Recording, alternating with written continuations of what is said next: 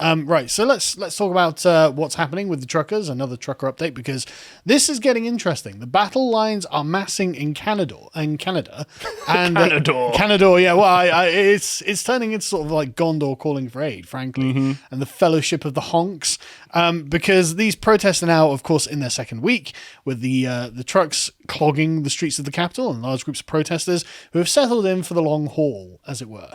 The Canadian standoff against the restrictions has paralysed Ottawa, and it's become a big focal point for the online culture wars. But again, all of this is connected. So the same people who are opposing Joe Rogan, who are opposing Jimmy Carr, are opposing this convoy. Because this is what it's all about. It's about, do you have a managerial elite that can tell you how to act, how to think, how to be as a human being, how the entire country, the entire world is going to be run, or are the people going to be able to make their own decisions? That's the question. And that's why the right people are on the trucker side and the wrong people are against them. And it's constant. And so you've got, of course, the managerial elites like the mayor of Ottawa who are like, oh, we need this state of emergency. This is out of control. It's like, good. I'm glad it's out of control. And that's really interesting, isn't it? Because it's all about control. All about it. So this is Jim Watson, the mayor of Ottawa, saying, oh, someone's going to get killed. We're in the midst of a serious emergency, the most serious emergency our city has ever faced. We need to get moving much more quickly and much more proactively. Someone's going to get killed or injured because of the irresponsible behavior of some of these people who are honking their horns. We'll get to this. All right, and destroying the fabric of the neighborhood. Imagine living through that hell time and time again for 10 days. The police are going to take a more aggressive stand, and he supports them on that. Really? That's very interesting. Like now the velvet glove comes off and you're going to get the iron fist. So I hope the truckers are prepared for this, because they don't have any sympathy for you at all. Unlike the farmers of Canada, who have turned up with their farm material, farm implements, like tractors is the word I'm looking for. Look, I'm not saying that I'm a working man, but I'm a friend of the working man. But yeah, the farmers have joined the truckers, so out of the shires, I suppose, and into the streets. And the cowboys have also joined. Oh, yeah. Like, was this the Rohirrim? This is fantastic. The cavalry are showing up over the hill. Yeah, it really is. Like, this is starting to take on genuinely mythical aspects. So yeah, Rohan has answered, which is excellent. And of course, the legitimate king supports the truckers, as it were. Trump put out a statement saying that Trudeau's a far-left lunatic who's destroyed Canada with his insane COVID We've mandates. heard word from the emperor.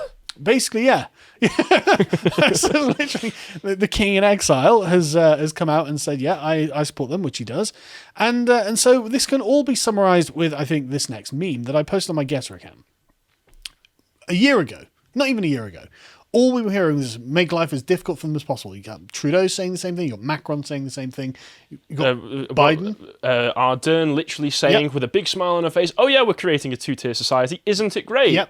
Make life as difficult as possible for the unvaccinated. Don't let them go to work or go out in public. Make them feel pain. That's a very accurate summation of what it was like just a few months ago. And now, why won't they stop honking? Big crying face. Tears streaming down. You get what you deserve. You wanted war. You declared war on these people. And they were like, okay, well, we're going to take the first, well, not even the first step that you started with the vaccine passports and stuff. This is them retaliating. And it's driving them crazy, right? It turns out these people have much stronger constitutions than these people. Yeah. There are videos of them literally going crazy just because of the honking. Well, I've not slept in days. We'll get to all of this. Oh, okay. Yeah, we've covered this previously. But anyway, so you get this basically city-dwelling cosmopolitans have been BTFO'd by this. The Ottawa residents are not happy about it. You get people, a city councillor saying things like, I'm receiving hundreds of emails telling me we went to get our groceries. We got yelled at, got harassed, got followed down the street. I'm so afraid I can't go out. The residents in this downtown have just been completely abandoned during the national crisis and occupation of our city. And that word, occupation, is one they're using. There's just no urgency from the federal government, the provincial government, and quite frankly, even our own police. The horn blaring is really meant to terrorize this community, and it's working, says someone who's reported to be called Mix McKenney, who'll be running for mayor later this year. This is why you were asking about the MX. This is why I had to go look up what MX meant, right? And obviously, I should have just guessed, really. This honorific functions as a general gender-neutral alternative to titles like Mr. and Ms. Mix. Good. Good. Sorry, should it be Mix Master? Are they a DJ? No, is that the platform they're running on? Gender-neutral Mr. or Mrs. term, right? And the great thing about this is the truckers are getting to the right people. Oh yes, it's those cosmopolitan leftists in the cities who are sat there calling you a racist and call themselves Mix this and whatever, genderqueer that. Like, these are the people you're getting to. It's good to know. They were older guys. They have families. They like seeing my baby, said one resident. These were not the dangerous elements we need to worry about. I just asked them to please leave and told them that they were driving us crazy with all the honking. And they say at the bottom, although many of the truckers he spoke to apologised, none of them took up his offer to leave. I'm sorry, eh? I'm sorry you feel that way. Yeah. And so, of course, you get like progressive media outlets in Canada who are now just openly demanding that Trudeau crack down on the protesters. Like this, okay, Trudeau, time to shut down the mob. Who are you? Just some Canadian time to bring leftist in the blogger. stormtroopers. Well, listen to the rhetoric that he's invoking, though, right? It is apparent to many of us that the occupation of Ottawa by a lawless and threatening mob needs to be brought to an end forthwith. No country worth the name would allow its national capital to be seized and held by insurrectionists without a decisive reaction. There we go. Occupation by insurrectionists. The nationalism rises in the Canadian left. The National Socialism becomes apparent, doesn't it? It's like, well, what are you talking about? You're pro Canada now? No country worth its salt or whatever? Bollocks. You don't believe in any of that. You're for open borders. You're for all this progressive nonsense. Don't give me this, right? And so it goes on. Like, there are certainly many as yet unknown organisers and influencers, not to mention funders and strategists, many of whom are not from Canada or not Canadian or even in Canada. It's like, oh God, now we're parochial nationalists, not foreigners, not dirty, stinking foreigners. This is going to come down to something like, it's the Koch brothers funding all this or something, isn't it? But it's those evil foreigners, you see. It's sounding, again, very right-wing rhetoric starts coming out, doesn't it? And so they say, the first thing that needs to happen is the federal government needs to bring an immediate halt to the insurrection and occupation of Ottawa. That can start with the establishment of a perimeter around downtown, with all supplies of diesel-fueled vehicles inside that ring blocked immediately. Since the police are incapable of doing the job alone, the armed forces should be brought in to assist. So they're suggesting Chaz. No, they're suggesting military come in and basically deal with the citizens who are protesting. Like not even a Chaz, like a siege. It's like Julius Caesar's siege of Alesia, basically. And so hopefully the truckers have a Caesar among them because they're going to have to build a double wall, basically. But anyway, you can see this in like the local residents talking on Twitter, because of course a lot of them use Twitter. And apparently in Ottawa has a particularly weird high instance of people using Reddit as well, apparently. Oh, God, it must be an awful city. Exactly. Ottawa is one of Reddit's capital cities, apparently. But you can hear in these sort of the Twitter, I don't know, rooms or whatever, where people can join and listen to conversations that are happening on Twitter. And let's just play a clip. So if you drive a bunch of big rigs into downtown core, what are we supposed to do? And, I mean, this is war. This is not a peaceful demonstration. If it was peaceful, it'd be quiet. It's very loud, and loud doesn't equal violent, but it is a very troubling example in this country that you can actually occupy. And I don't know who's listening and able to talk about it, but I'm just a teacher and sometimes politician. But what I want to know is, what can I do? Because I think there is a point in time where you take up arms. And I know that sounds aggressive, maybe, but I want to know, what can I do next? So you can hear him stretching the definition of violence. He's like, is that they're honking? It's like, not maybe, but we should take up arms. And also just saying like, it's not peaceful. Sorry, they've not burnt any businesses down. Would that make it peaceful? Well, yeah, exactly. Yeah. If they got Black Lives Matter flags and started burning things down, then it'd be very peaceful all of a sudden. But that's the point. Is this guy is a teacher and attempted politician, failed politician.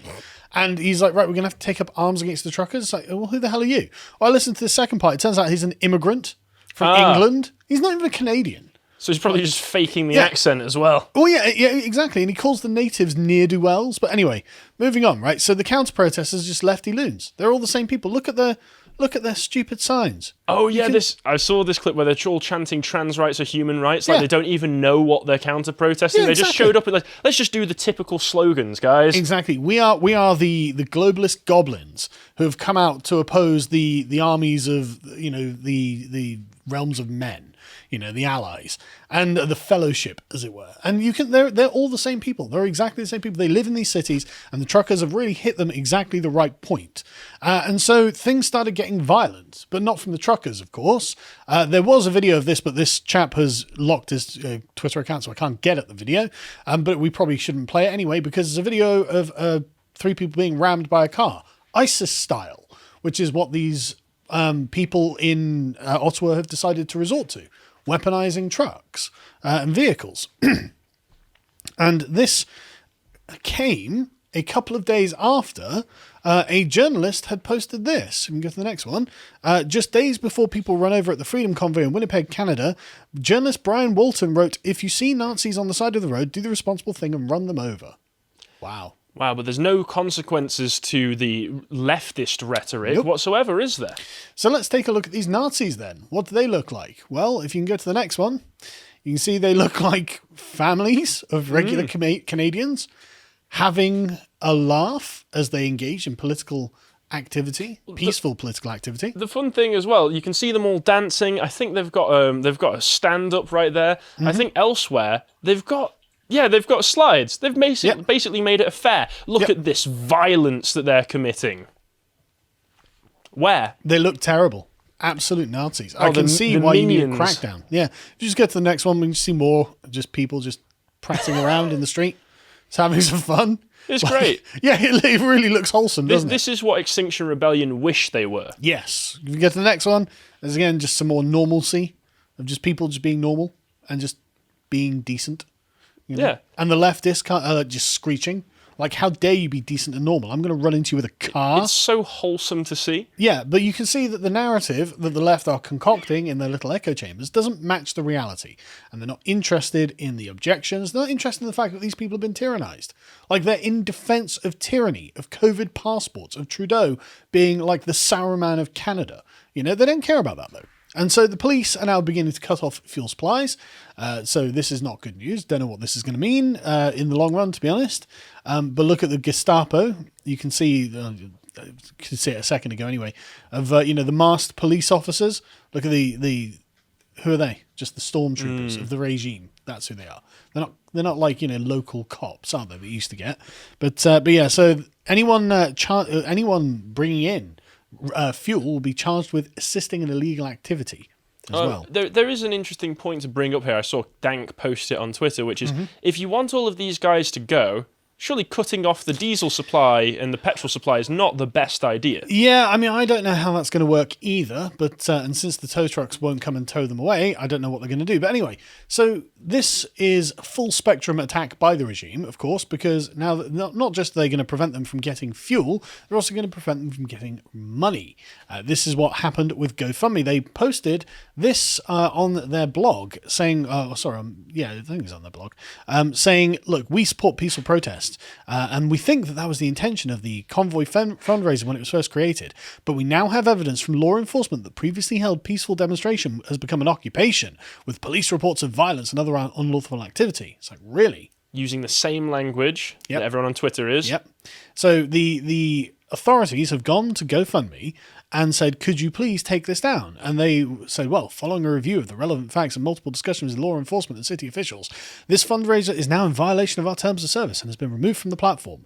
Given how this situation has evolved, no further funds will be directly distributed from to the Freedom Convoy organisers. We will work with organisers to send all remaining funds to credible and established charities verified by GoFundMe.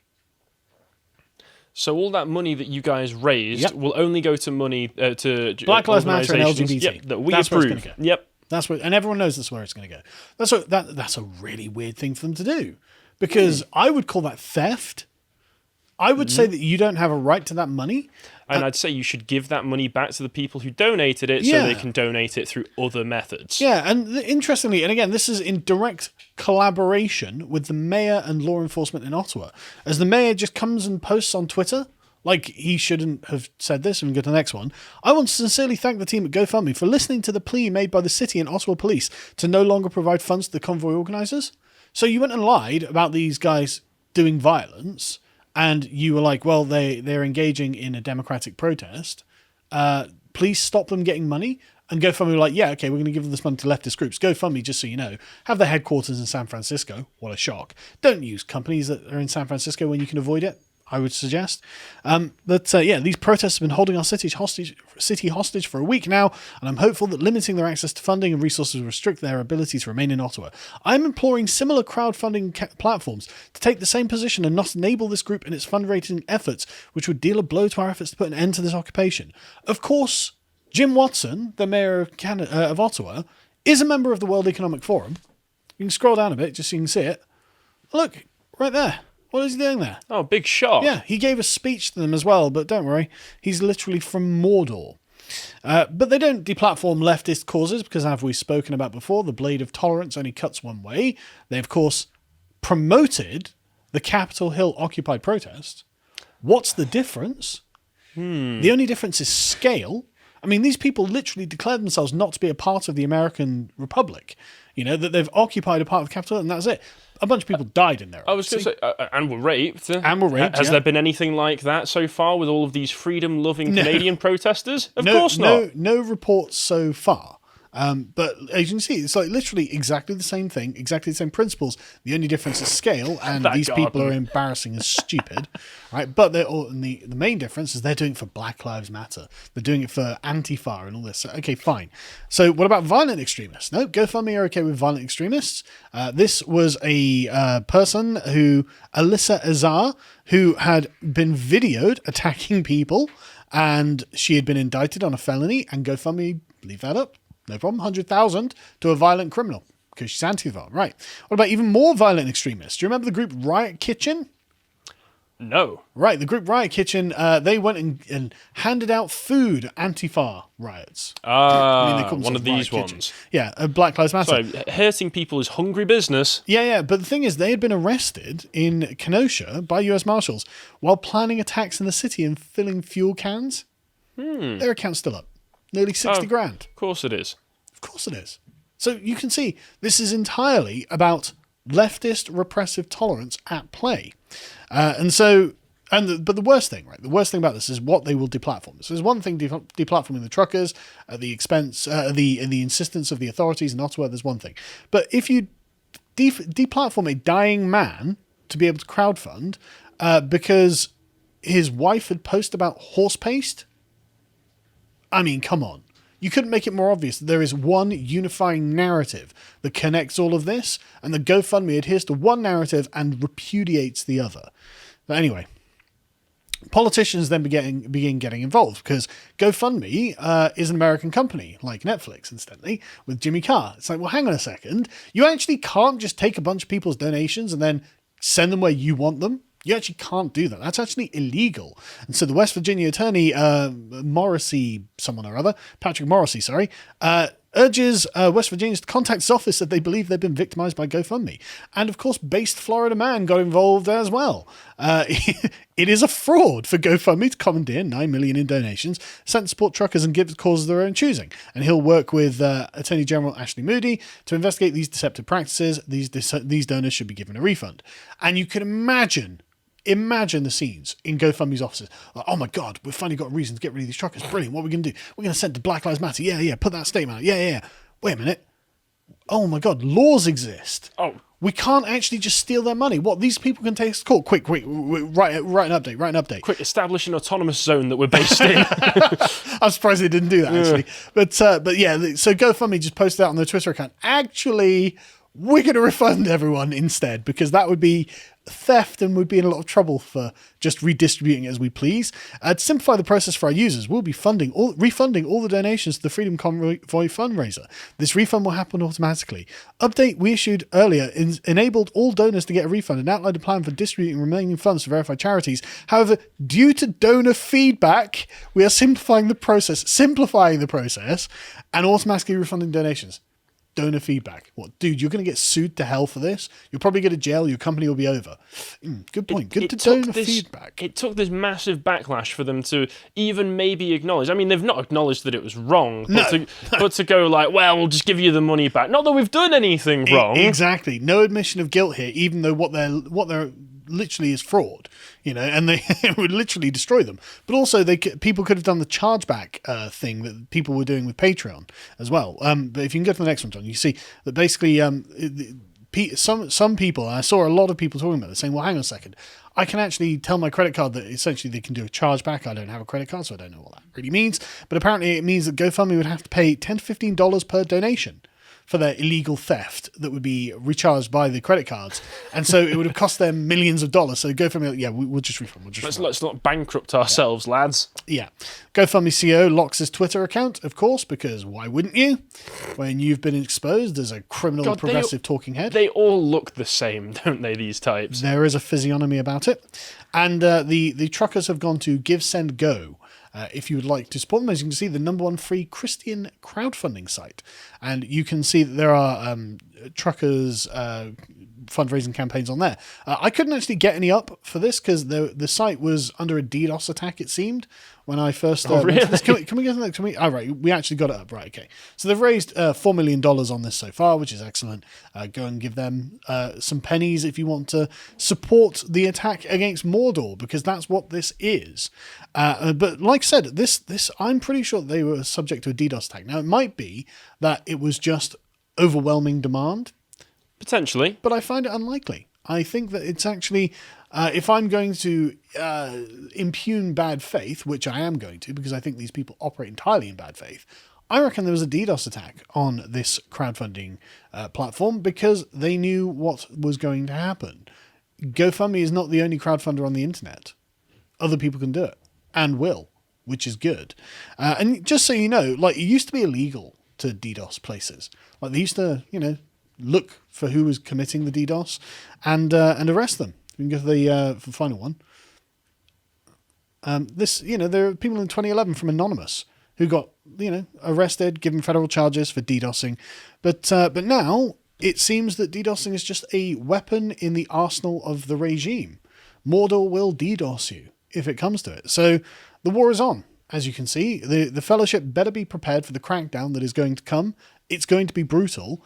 The armies of Mordor are not known for their compassion. If you enjoyed that segment from the podcast, The Lotus Eaters, you can go to lotuseaters.com to subscribe to get access to all the premium content we have on the site, such as the book club series, this one being Oakeshock's Rationalism in Politics between Carl and John Wheatley. And if you'd like to follow John, you can also follow him at Getter at John Wheatley. Thank you and goodbye.